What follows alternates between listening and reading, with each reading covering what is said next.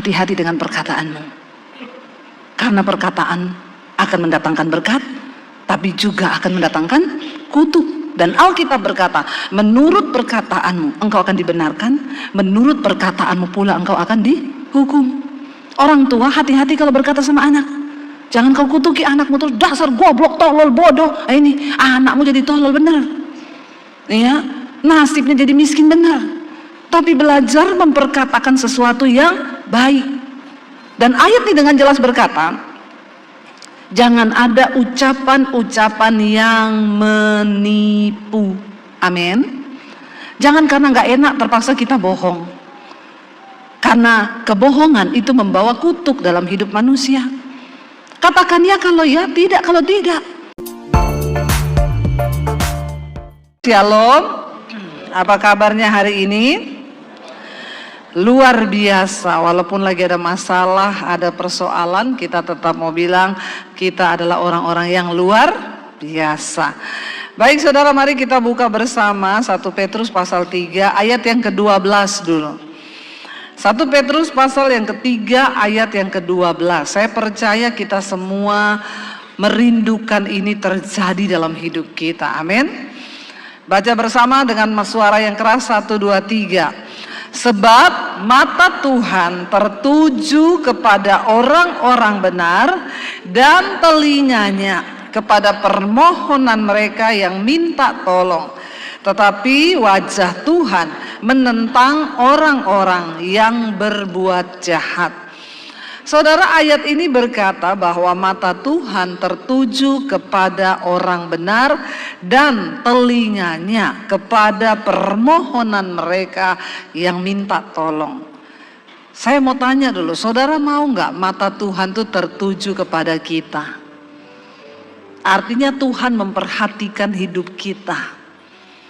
Ya, siapa yang mau Tuhan perhatikan hidupnya? Semua.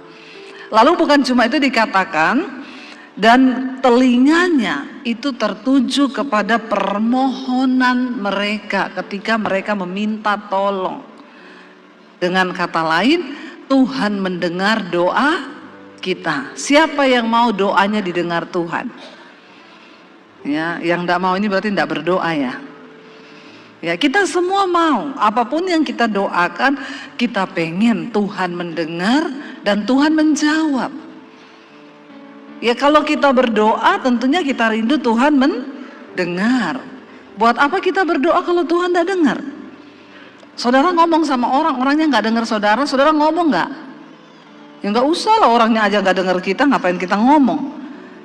Sebagai orang percaya, umat Tuhan, orang Kristen, tentunya kita rindu waktu kita berdoa Tuhan mendengar.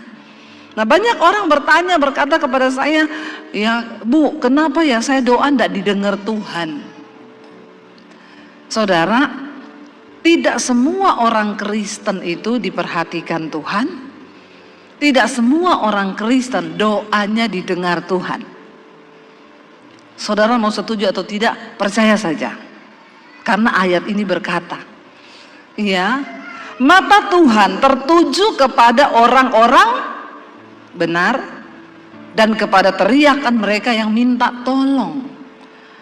Selalu ketika ada janji Tuhan, ada berkat Tuhan, ada syarat yang harus kita ikuti supaya kita memperoleh apa yang dijanjikan. Untuk menikmati berkat Tuhan tidak ada syarat. Saudara bangun pagi, saudara lihat matahari ada. Walaupun saudara jahat, matahari tetap terbit buat saudara. Iya Pak ya? Alkitab berkata Tuhan menerbitkan matahari bagi orang baik dan orang jahat. Itu bukti kasih Tuhan. Dia nggak pernah pilih. Bayangkan kalau ada orang selingkuh, terus dia bangun pagi, nggak ada matahari di rumahnya. Maka ketahuan kalau orang ini jahat. Semua rumah terang tapi kok rumahnya nggak ada matahari. Jahat itu, jahat. Ya. Tapi karena Tuhan itu mengasihi semua orang, makanya dia turunkan hujan bagi orang baik dan orang jahat. Nggak peduli seberapa jahatnya manusia, hujan tetap turun di rumahnya. Bayangkan kalau hujan nggak turun di rumah orang jahat, Jadi orang jatuh rumahnya kering, kerontang, nggak ada air sumur. Karena jahat. Kasih Tuhan tidak bersyarat. Sekalipun kita jahat, matahari tetap terbit, kita masih bernapas. Saudara masih bisa melakukan semua aktivitas. Bahkan mungkin gajimu tetap lancar. Itu bukti kasih Tuhan. Tetapi untuk meraih berkat dan janji Tuhan, tidak semua orang dan bukan orang sembarangan yang bisa menikmatinya. Hanya orang-orang yang mau membayar harga dan mengikuti syarat dan ketentuan yang berlaku. Ada tanda bintang, syarat dan ketentuan berlaku. Kalau nggak ikuti syarat, nggak bisa, saudara. Nah, hari ini kita mau belajar bagaimana supaya mata Tuhan itu tertuju kepada kita dan Dia mendengarkan setiap teriakan kita yang minta tolong. Itu adalah satu kerinduan kita. Syaratnya baca ayat yang ke-10 mulai. 1 Petrus 3 ayat 10. 1, 2, 3. Siapa yang mau mencintai hidup dan mau melihat hari-hari baik, ia harus menjaga lidahnya terhadap yang jahat dan bibirnya terhadap ucapan-ucapan yang menipu. Yang pertama, siapa di sini yang masih mencintai hidup, masih pengen hidup? Angkat tangan. Karena ada orang yang udah tidak pengen hidup, ya. Dia udah berdoa minta mati tapi tidak dikasih mati sama Tuhan. Ada saudara, orang dari Belanda, Bu Debi doakan saya, doa apa? Biar saya mati. Saya ini udah pengen mati tapi tidak bisa mati. Saya kena kanker, Bu, dan setiap hari saya kesakitan. Kalau sudah kesakitan saya nggak tahan, Bu. Berapa kali saya pengen lompat dari apartemen bunuh diri. Tapi saya tahu itu dosa. Jadi tolong doakan, Bu, supaya Tuhan angkat saja saya, karena saya udah nggak kepengen hidup. Saya kesakitan, buat apa saya hidup? Jadi bagi sebagian orang kematian itu anugerah, karena banyak yang pengen mati tapi tidak bisa mati. Tapi saya yakin dan percaya hampir semua dari kita yang hadir hari ini masih mencintai hidup, ya Pak ya? Atau ada yang pengen mati di sini? Biar kita doakan bareng-bareng. Nggak ada ya? Semua masih pengen hidup kan? Masih. Orang kalau datang konseling, Bu Debi masalah saya berat, Bu, saya tuh udah nggak tahu bagaimana. Jadi Ibu sudah nggak kuat, Bu, kita doakan biar Bapak jemput Ibu pulang ke rumah Bapak. Nggak mau, Bu. Oh, masih pengen hidup? Masih. Ya udah, bersyukur saja, ya. Jadi ada orang-orang yang walaupun masalahnya berat, dia masih tetap pengen hidup. Ada. Satu kali saya pelayanan di satu gereja, ada bapak-bapak datang sama saya, Bu Debi, saya mau pengen ketemu Ibu. Tolong Ibu, ini penting banget, ini sangat mendesak, Ibu harus doakan saya. Lalu saya temuilah bapak ini. Kenapa, Pak? Apa yang begitu penting sampai bapak itu memohon-mohon kepada saya? Jadi begini, Bu, berapa puluh tahun yang lalu saya ikut ibadah di satu gereja. Di situ dibagikan formulir, tulis saudara mau hidup sampai umur berapa. Saya tulis di situ, saya mau hidup sampai umur 65 tahun. Terus saya sekarang umur 64, Ibu. Saya bilang puji Tuhan, setahun lagi Bapak ketemu Tuhan. Jangan lupa saya titip salam. Itu dia masalahnya, Bu, bisa nggak dibatalkan? Ya, oh ternyata masih pengen hidup. Saya tanya, Bapak kenapa pengen hidup? Nggak pengen mati aja, Pak, enak loh. Enggak, Bu, emang Bapak kaya, Bapak punya banyak uang, kepengen hidup? Enggak, Bu. Lah kenapa? Saya punya anak cacat. Semua saudaranya sudah menikah. Anak saya ini yang urus saya, istri saya sudah meninggal. Saya tidak pengen mati meninggalkan anak saya yang cacat ini, karena tidak ada yang urus dia. Ternyata untuk menderita pun masih ada orang yang pengen hidup. Nah, ayat ini berkata, siapa yang mau mencintai hidup dan mau melihat hari-hari baik. Kita semua pengen umur panjang. Siapa yang mau hidup sampai 100 tahun? Nggak ada. Nggak ada loh ya. Semua pengen 60. Enggak juga ya. Ya. Siapa yang pengen umur panjang? Ini memang orang Semarang ini pendiam atau pemalu atau kurang respon atau bagaimana ya? Yang mau umur panjang, yang mau aja, yang nggak mau pulang. Nah ini harus begini nih kayaknya di khotbah di sini ya. Yang mau umur panjang, berapa banyak coba? Nah ini saudara, kita semua pengen umur panjang. Tapi jangan cuma umur panjang. Kita harus melihat hari-hari baik. Amin. Umur panjang tok melihat hari-hari buruk ngapain? Umur panjang sih lihat anak cucunya bercerai, berantem, ribut, miskin, nggak ada. Ya buat apa? Ya mending mati aja. Tapi kalau kita mau umur panjang dan melihat hari-hari baik, ayat ini berkata yang pertama, jaga lidahmu, jaga perkataanmu. Karena perkataan itu seperti benih yang kita tabur, satu saat akan bertumbuh.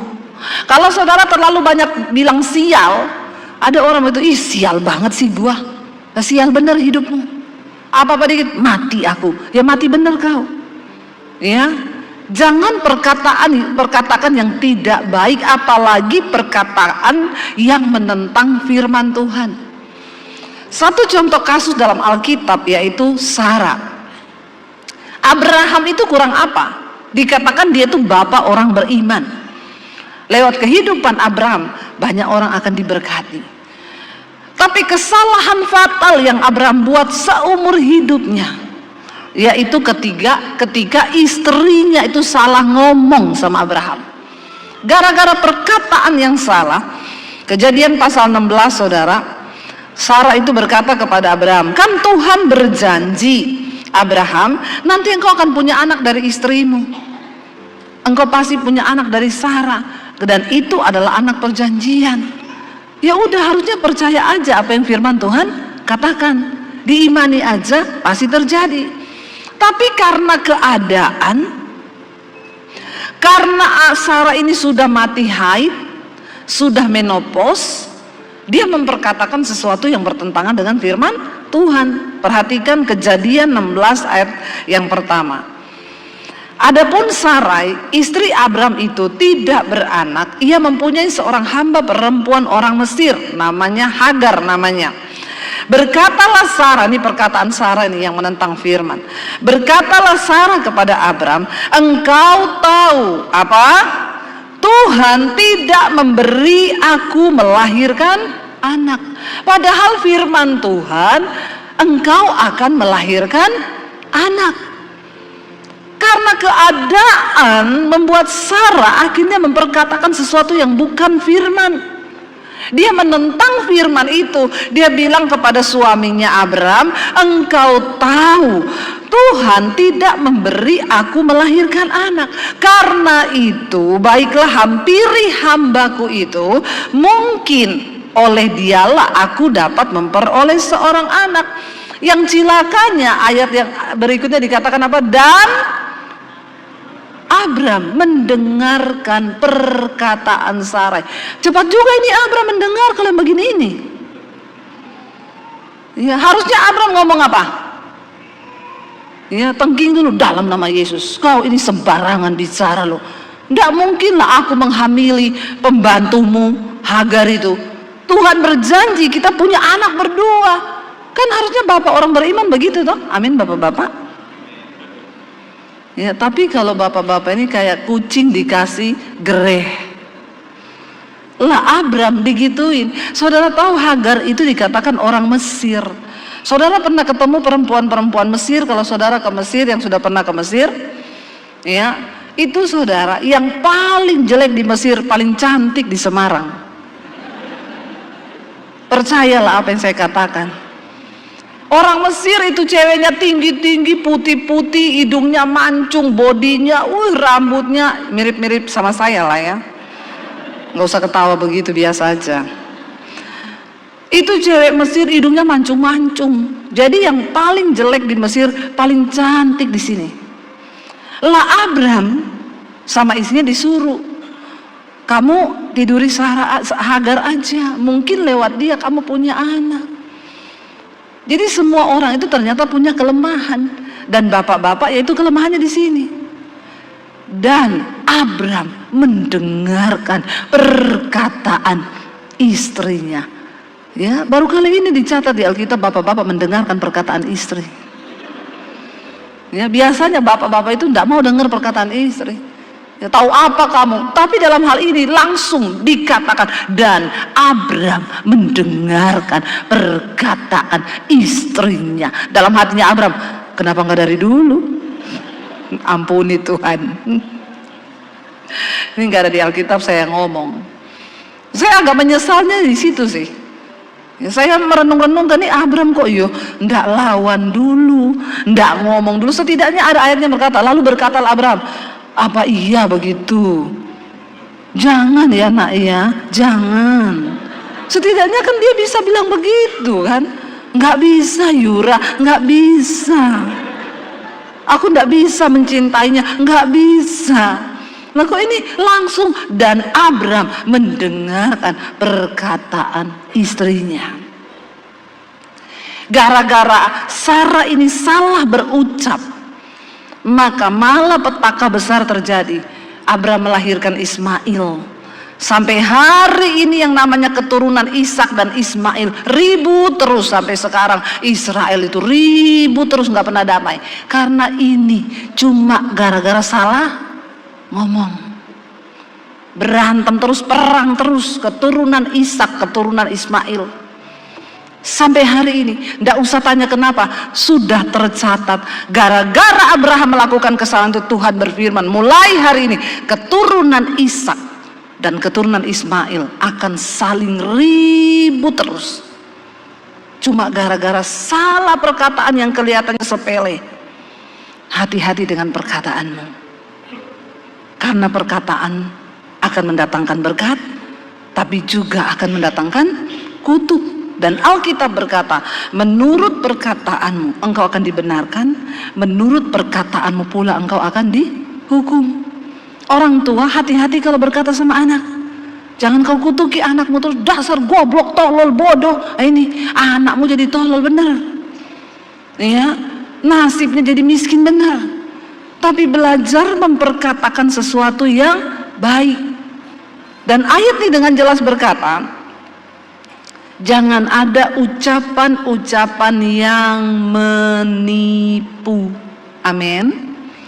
Jangan karena nggak enak terpaksa kita bohong. Karena kebohongan itu membawa kutuk dalam hidup manusia. Katakan ya kalau ya, tidak kalau tidak. Nggak usah pakai pekewo. Nah ini, wong Jawa ini suka pekewo. Pekewo aku, ngomongnya ngene ya. Ndak usah, iya, ya, tidak. Amin. Karena yang lain dari itu dari si jahat.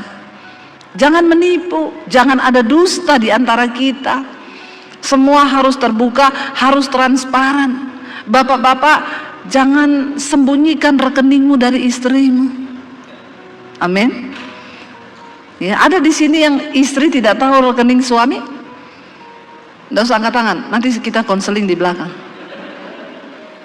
Ada di sini yang istri nggak tahu PIN ATM suaminya? Kalau masih ada seperti ini, kau belum dibenarkan loh di dalam Tuhan. Karena kita harus hidup dalam keterbukaan.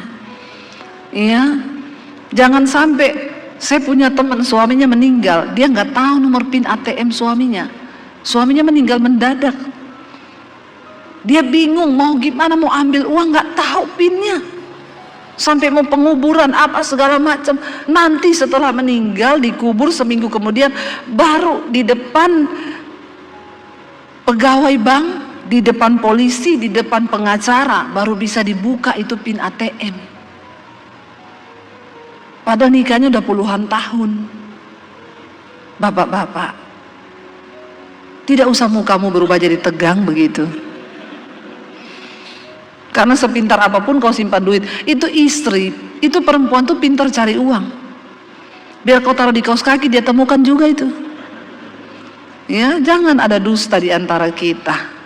Coba dalam hal keuangan kita terbuka. Ya, nggak usah kau sembunyi dari istrimu. Istri-istri juga jangan pakai uang tanpa seizin suami. Kita harus sama-sama introspeksi diri supaya rumah tangga kita diberkati Tuhan. Amin. Ya, ayo saudara. Karena gara-gara uang ini banyak kejahatan terjadi. Gara-gara uang banyak dusta yang terjadi. Ya, tetapi ketika kita hidup transparan, ucapan berkat, ucapan yang baik, maka saya percaya yang pertama, ya, ini terjadi maka kita akan diberkati. Yang kedua, dikatakan ia harus menjauhi apa?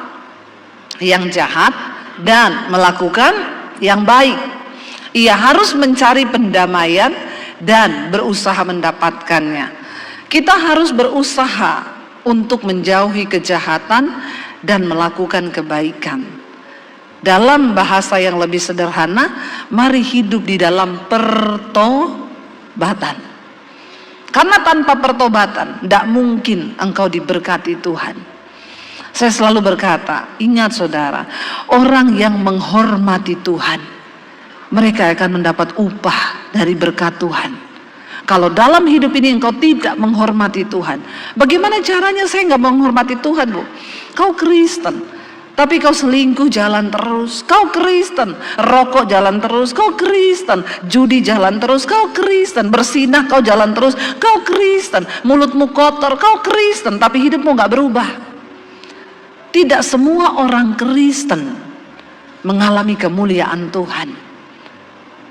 Kasih Tuhan tidak bersyarat, tapi berkat Tuhan itu bersyarat. Ada begitu banyak janji Tuhan di dalam Alkitab, bahwa dia akan mendengarkan doamu, dia akan menjawab apapun yang kau mau, dia akan menjadi Tuhan atas hidupmu. Tapi syarat dan ketentuan berlaku. Hanya orang-orang yang mau hidup bertobat, meninggalkan yang jahat, dan hidup berdamai dengan Tuhan, berdamai dengan sesama, mereka yang akan melihat. Saya nggak perlu ngomong ke saudara kalau ini tuh jahat, mencuri tuh jahat, selingkuh tuh jahat, berbohong tuh jahat. Saya nggak perlu ngomong karena saudara tahu semua manusia. Kita nggak usah ajarin anak-anak itu yang baik, ini yang benar. Semua manusia diberi alarm untuk tahu mana yang jahat, mana yang baik. Kenapa saudara? Karena dalam diri manusia ini ada roh, itu pelita Tuhan dalam diri manusia. Dan Alkitab berkata, Tuhan itu menulis hukum-hukumnya di dalam hati manusia. Jadi sebenarnya saudara walaupun nggak baca Alkitab, saudara tahu mana jahat, mana baik. Otomatis. Karena ada hukum Tuhan dalam diri manusia. Waktu kau mau nyolong, walaupun nggak pernah baca Alkitab, kau tahu nggak kalau nyolong itu dosa? Tahu. Pencuri itu tahu nggak kalau dia mencuri itu dosa? Tahu. Ya, tapi hanya sebatas tahu.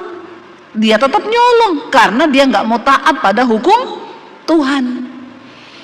Kita tahu selingkuh itu dosa, tahu. Saudara tahu nonton film porno itu dosa nggak?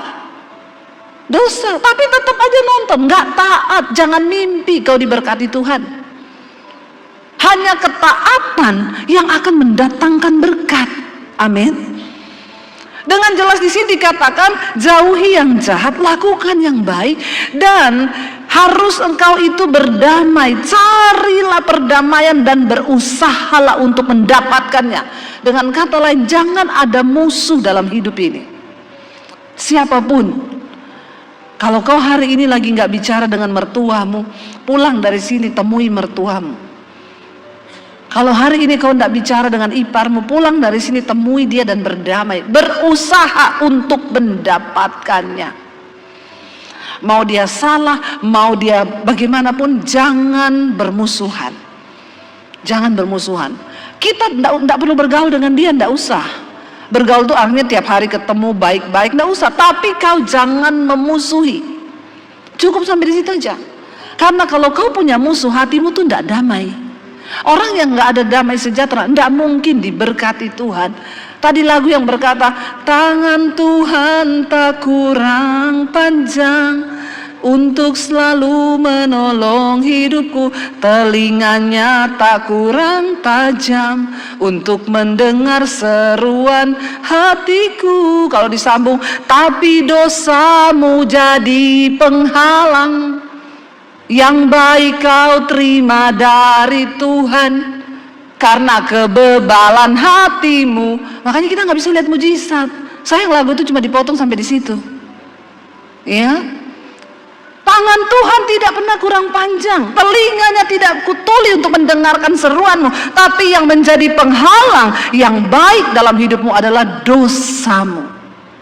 Dosa menjadi penghalang berkat dalam hidup kita. Jangan bermusuhan saudara, jangan kepahitan. Saya ditipu Bu 5 miliar, relakan. Udah hilang, nggak bisa kembali. Amin. Ada yang pernah ditipu orang? Uangmu dibawa lari? Berarti Tuhan lagi suruh belajar kau melepaskan pengampunan. Tidak usah kau tangisi yang hilang, karena itu tidak mungkin kembali. Tapi kita harus belajar merelakan, sehingga satu saat kita bisa nyanyi, apa yang hilang dariku Engkau pulihkan di hidupku, lebih dari yang aku tahu. Engkau Tuhan mengasihi aku. Amin. Tapi kalau kita nggak pernah lepaskan pengampunan, kita nggak mungkin diberkati. Saya selama ini kalau ada orang datang, Bu saya ditipu orang, Bu uang saya dibawa lari, saya dengan lantang berkata, lepaskan pengampunan Bu. Pak, uang gampang dicari, tapi damai sejahtera dan sukacita itu adalah sesuatu yang kekal. Susah. Satu kali saya ditipu orang 300 juta, uang saya dibawa lari. Apakah saya dengan gampang berkata, lepaskan pengampunan? Memang pendeta itu kadang-kadang bisa bicara, tapi susah melakukan. Makanya banyak pendeta kayak gajah di belangkoni. Iso khotbah, ora iso nglakoni. Ya enggak? Itu bahasanya orang sini itu. Ketika saya ditipu, marah saya. Marah. Iya, tiap pagi, siang, sore, malam saya ingat terus tuh duit di kepala saya. Makanya Alkitab bilang, di mana hartamu berada, di situ hatimu berada. Kita harus belajar, jangan taruh uang di hati. Kalau uangmu di hati, sulit kamu lepaskan pengampunan. Tiap hari saya chatting orangnya, balikin uang saya, kapan kau ada duit, di mana kau, balikin uang saya. Emosi terus bawaannya, marah terus bawaannya, hormon kortisol naik, darah mengental, jantung berpacu cepat, bentar lagi stroke.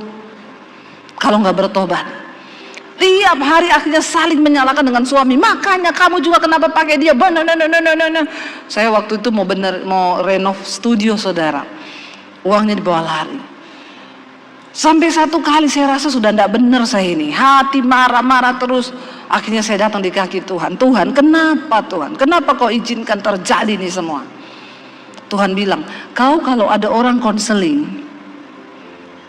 ngomong duitnya dibawa lari orang, ditipu, kau jawabnya apa? Saya bilang, ya saya jawab sesuai firman-Mu. Apa jawabannya? Lupakan, lepaskan pengampunan. Nah sekarang kau begitu enggak? Ya tapi kan itu orang uangnya banyak, saya kan uangnya cuma segitu. Nah kita banyak alasan tuh.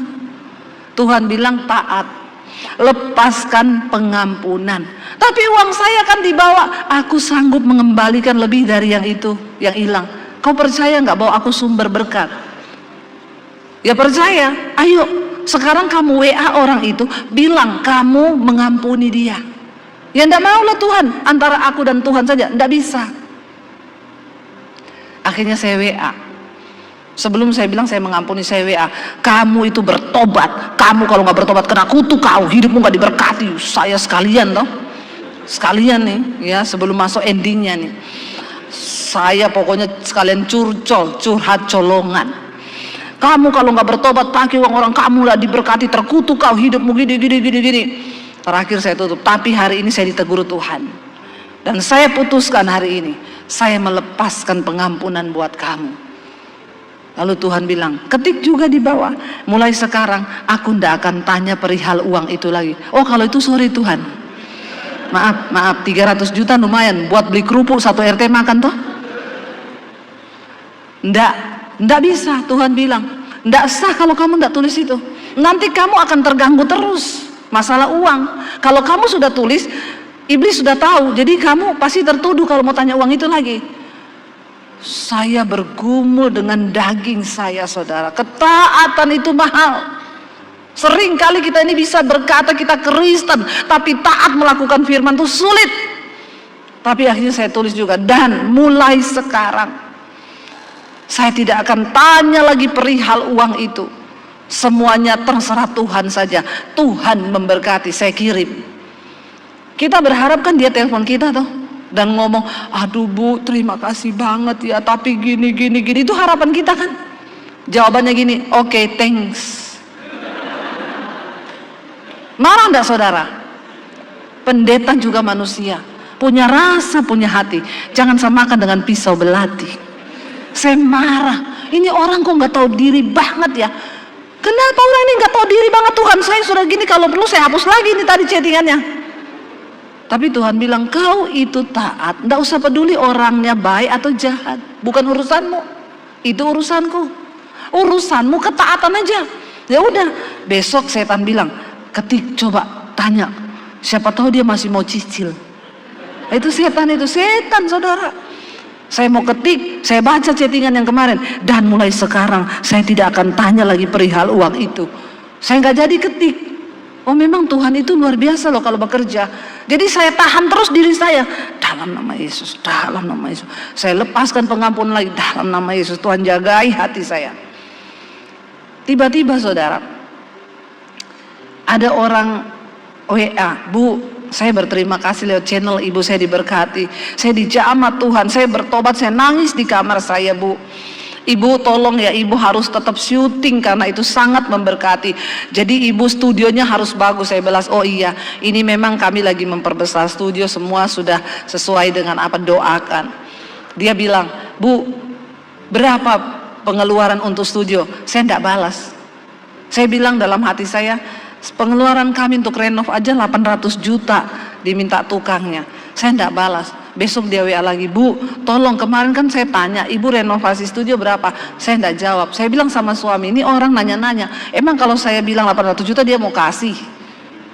Ini lagi pandemi lagi. 3 kali akhirnya dia bilang, Bu, tolong ya Bu, saya disuruh Tuhan. Kalau ibu nggak mau ngomong, ibu foto aja proposal yang ke tukang. Tukangnya minta berapa hitungannya, ibu foto aja. Suami saya bilang, cuma disuruh foto aja lah. Tapi kita nggak usah berharap sama manusia dikirim atau nggak dikirim. Ya wes, dia yang minta. Saya foto saudara 800 juta. Saya kirim dengan tersenyum. Lihat kau. Ya. Saya kirim itu gambar. Dia balas, minta nomor rekening Bu. Dia transfer 1M. Kok nggak wow ya? Oh enggak, yang pasti bukan orang Semarang, nggak mungkin, ya, nggak mungkin. Saudara, loh, saya tuh kaget. Tuhan bilang, waktu kau taat, tidak ada yang bisa menghalangi firmanku bekerja. Kenapa seringkali kita nggak bisa lihat mujizat? Karena kekerasan hatimu, karena dosamu, karena pelanggaranmu menghalangi berkat Tuhan. Enggak sampai di situ. Saya waktu itu bilang ke suami saya, udah boleh kali kita beli mobil satu lagi supaya kalau kamu pergi saya pelayanan nggak naik Grab. Saya bisa nyetir sendiri. Kita beli mobil satu, oke. Kita tawar mobil yang 350 juta, udah DP 10 juta lagi inden nunggu mobilnya datang. Tiba-tiba orang WA saya, Shalom Ibu Debbie, saya jemaat Mesbah Doa. Ibu ndak kenal saya mau minta maaf ya Ibu ya, jangan tersinggung. Saya pikir apa ini orang jangan tersinggung, kenapa? Saya disuruh Tuhan beliin ibu mobil, jangan tersinggung ya Bu. Ih luar biasa ya. Coba kalau ada jemaat gitu ya, jangan tersinggung Bu. Banyak yang ini, Shalom Ibu jangan tersinggung ya, boleh nggak saya pinjam uang? Nah, itu banyak begitu ya, akeh ngono kuwi akeh. Tapi ini enggak, saya disuruh Tuhan beliin ibu mobil. Saya bilang, kok Bapak tahu? Saya memang lagi DP mobil, ya udah Ibu enggak usah bayar, saya yang bayar. 300 juta lebih saudara, uang saya nggak keluar. Tuhan bilang, kalau kau taat, apa yang bisa menghalangi berkatku? Dan ini orang-orang yang saya enggak kenal. Yang satu di luar kota, yang satu di mana, saya enggak tahu mereka itu siapa. Saya nggak kenal sebelumnya orang ini siapa. Jangan bilang kan karena ibu hamba Tuhan, ibu YouTuber. Banyak hamba Tuhan, banyak YouTuber. Tidak semua mendapatkan perkenanan seperti ini. Kenapa saudara? Karena ketaatan, amin. Dan ayat tadi berkata, mata Tuhan tertuju kepada orang benar, dan kepada teriakan mereka minta tolong. Jangan keraskan hatimu. Kalau hari ini kau bermusuhan dengan orang, berdamai, usahakanlah perdamaian. Sakit bu, sakit memang iya, tapi kau bisa melakukan firman kalau kau mau taat sama Tuhan. Amin. Orang Kristen itu minta mujizat, orang Kristen minta berkat, orang Kristen minta pertolongan, tapi ketika firman Tuhan suruh tunduk, tidak mau. Itu amin. Ya, ketika disuruh tunduk mengampuni, tidak mau. Terlalu sakit bu, ya memang sakit. Namanya juga pengampunan, tidak ada yang enak. Ya. Sakit saya merelakan, memang sakit merelakan uang saudara dibawa lari orang dan orangnya senang-senang kita lihat di IG makan-makan. Sakit hati enggak? Saya pilih untuk tidak melihatnya lagi daripada saya sakit hati. Bener enggak? Kadang-kadang begitu loh, orang utang ya, yang sini menderita dia senang-senang. Ya, makanya jangan saudara. Kita belajar hari-hari ini. Ayo, kalau sudah terlanjur jangan saling menyalahkan. Kau ribut, berantem, rumah tanggamu semakin jauh berkat Tuhan. Hari ini ambil satu komitmen, aku mau Tuhan taat, relakan yang hilang. Ya, biarkan Tuhan bekerja.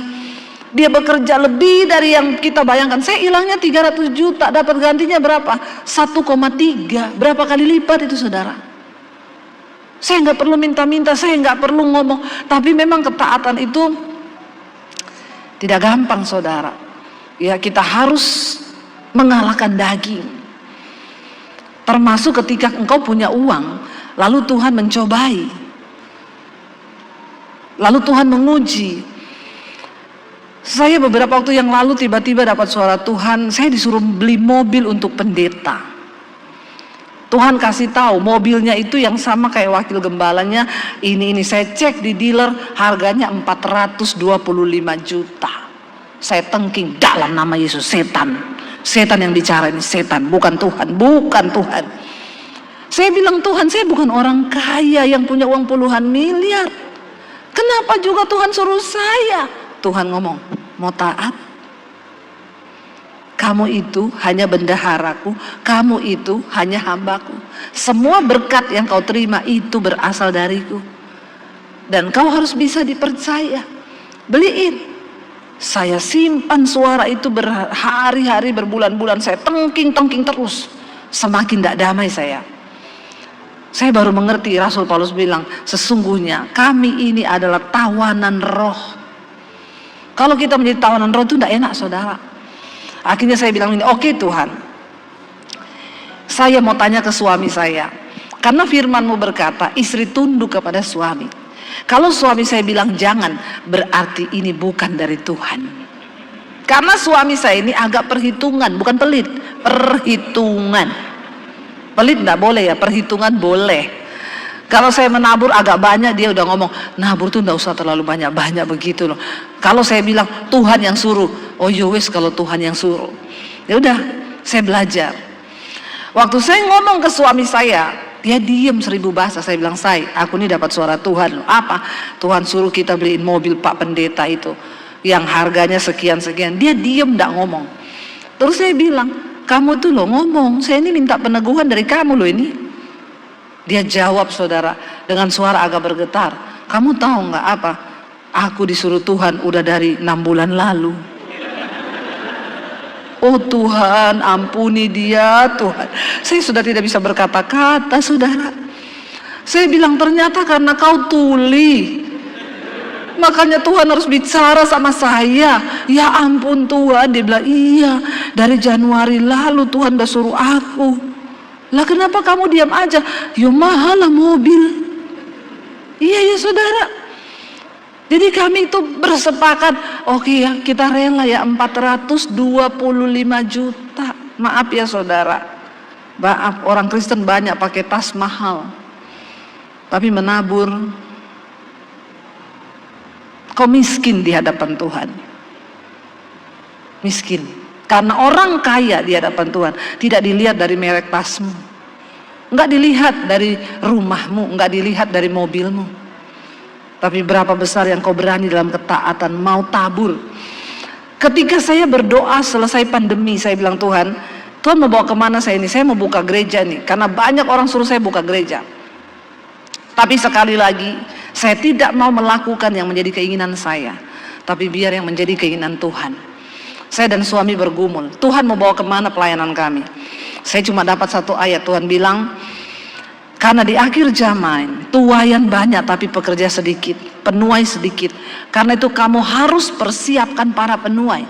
Kamu tidak boleh buka gereja, bangun sekolah misi untuk sekolahkan anak-anak yang mau jadi pendeta, jadi hamba Tuhan tapi tidak mampu. Mereka harus bersekolah gratis. Saya bilang, ini ada-ada aja ya Tuhan tuh ngasih visi ya. Aduh, gratis-gratis itu uang dari mana? Tapi saya taat, saya dan suami jalan, kita cari tempat di daerah Karanganyar, Solo. Tiap kali saya pelayanan ke Surabaya, naik mobil kami mampir ke sana untuk cari tanah. Saya cari di bawah gunung, karena untuk bikin sekolah Alkitab itu harus di tempat terpencil, di bawah gunung, supaya mereka dekat dengan Tuhan. Bangun pagi lihat gunung, sebelah sana gunung, sini pohon. Kalau di kota ke mall dia, jadi hedon nanti.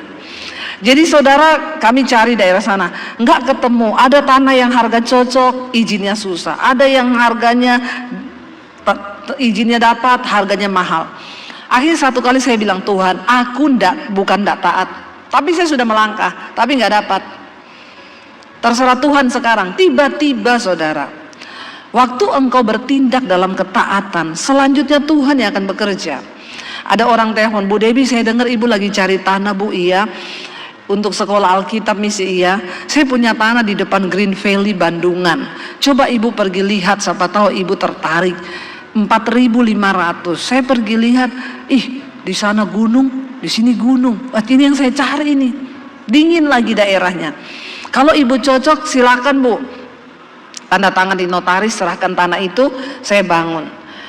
Pemborong datang digambar, Bu, pembangunan sekian gini-gini yang ibu minta, ini totalnya. Saya bilang, tak pikir 500 juta sampai 1 M. Hah? Sekian M? Uang dari mana? Tapi saya tiba-tiba ingat, saya bilang sama suami, gampang, kita oke. Nanti kalau sudah mulai pembangunan, kita tayangkan nomor rekening di YouTube. Setiap hari saya live streaming di YouTube. Pagi jam 5 pagi, hampir 50.000 yang nonton. Malam jam 8, ya 50.000. Pagi itu 75 sampai 100.000. Itu kan kalau kita tayangkan nomor rekening, jalan-jalan di layar, saudara, pembangunan sekolah misi sudah mulai berjalan, ini nomor rekeningnya. Sampai yang lihat puyeng gitu ya, nomor rekening sudah QRistik tampil terus kan. Ya, pastilah dia nabur 100.000, kalilah 50.000 orang. Tiba-tiba ketika sudah mau pembangunan, suami saya bilang, nomor rekening yang mau ditaruh di layar mana? Kami ini dari pelayanan awal sudah berkomitmen tidak akan taruh nomor rekening di layar YouTube, karena biar Tuhan saja yang bekerja. Nggak usah taruh di situ sampai jalan-jalan gitu ya, saudara. Nomor rekening di bawah ini, silakan hubungi nomor rekening di bawah ini. Tiba-tiba ketika saya bilang taruh nomor ini aja, saya bilang sama suami, tapi saya doa dulu ya. Saya doa, Tuhan tuh ngomong begini, silakan taruh nomor rekening itu, tapi aku ndak ikut bekerja, kau saja yang bekerja. Mungkin kau akan dapat sesuatu yang kau mau, bahkan lebih, tapi aku ndak ikut di dalamnya. Saya takut saudara. Saya bilang sama suami, buat apa kita bangun begitu gedung besar kalau ndak ada Tuhan ikut-ikut? Saya nggak berani. Ya udah, ndak usah ya, ndak usah. Saya dapat telepon dari pemborong, Bu, kita sudah mulai minggu depan, ibu bawa uang pertama 400 juta untuk fondasi.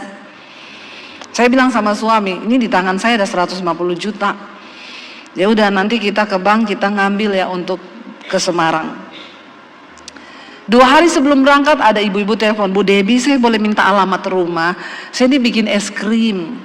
Saya mau kirim es krim buatan saya biar ibu cicipi, enak loh Bu. Iya, datanglah dia bawa es krim.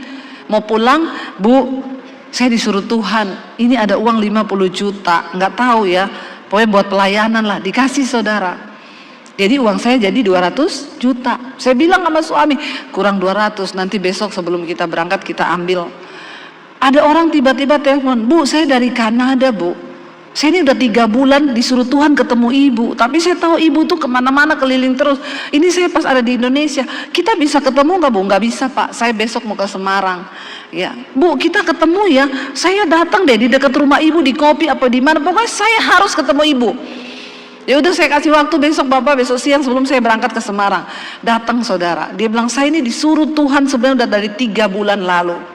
Ibu tahu, tadinya saya ini bawa uang, saya mau kasih semua sama ibu, tapi karena nggak ketemu-ketemu ibu, ya saya tinggal bawa sisanya. Yang lain sudah saya pakai buat pembangunan gereja di Papua di mana. Ini tinggal sisanya ibu, 200 juta. Kok enggak wow ya?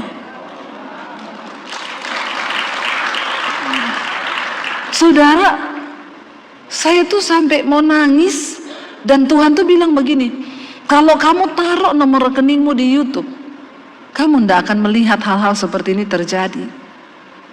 Ini aku Tuhan yang bekerja. Saya nggak pernah ngomong, saya nggak bicara. Sekali lagi, hamba Tuhan banyak loh. Pendeta banyak, yang khotbah di YouTube banyak. Tapi yang memperoleh perkenanan Tuhan hanya orang-orang yang mau taat kepada Tuhan. Enggak semua. Akhirnya pembangunan mulai berjalan.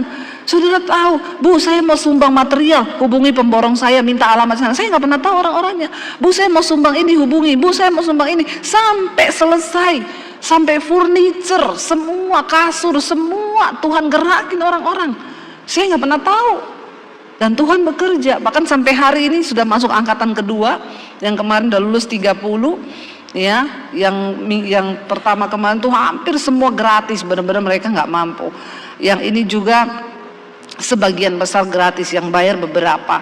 Saya melihat saudara, waktu Tuhan bekerja, ayat ini dengan jelas berkata, mata Tuhan itu apa? Tertuju kepada orang-orang benar dan kepada teriakan mereka minta tolong. Tetapi ya dikatakan, tetapi wajah Tuhan menentang orang-orang yang berbuat jahat. Kalau kita hidup dalam dosa, engkau menjadi musuh Tuhan. Bagaimana kalau kita menjadi musuh Tuhan, hidup kita bisa diberkati? Karena wajah Tuhan menentang orang-orang yang berbuat jahat. Ya, kita bermusuhan dengan Tuhan, aduh nggak bakal menang saudara. Udah mending bertobat. Amin.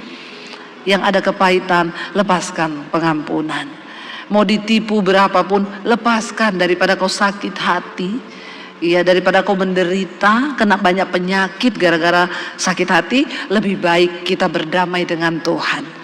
Biar kita mau berkata hari ini, Tuhan, kami mau menjadi pelaku-pelaku firman Tuhan, supaya kami menikmati segala kebaikan dan janji-janji Tuhan. Saya undang para imam musik, kita angkat pujian ini saudara. Hidupku menggenapi firman-Mu Tuhan. Kami mau katakan ini di hadapan Tuhan. Bangkit berdiri bersama saudara. Katakan bersama pujian ini. Aku jadi bukti kebenaran. Lebih lagi saudara, dengan iman katakan di hadapan Tuhan. Hidupku menggenapi firman-Mu, tanda sertai tiap langkahku, Kau bersamaku di dalamku, jadi bukti kebesaran-Mu. Mari tundukkan kepala dalam hadirat Tuhan.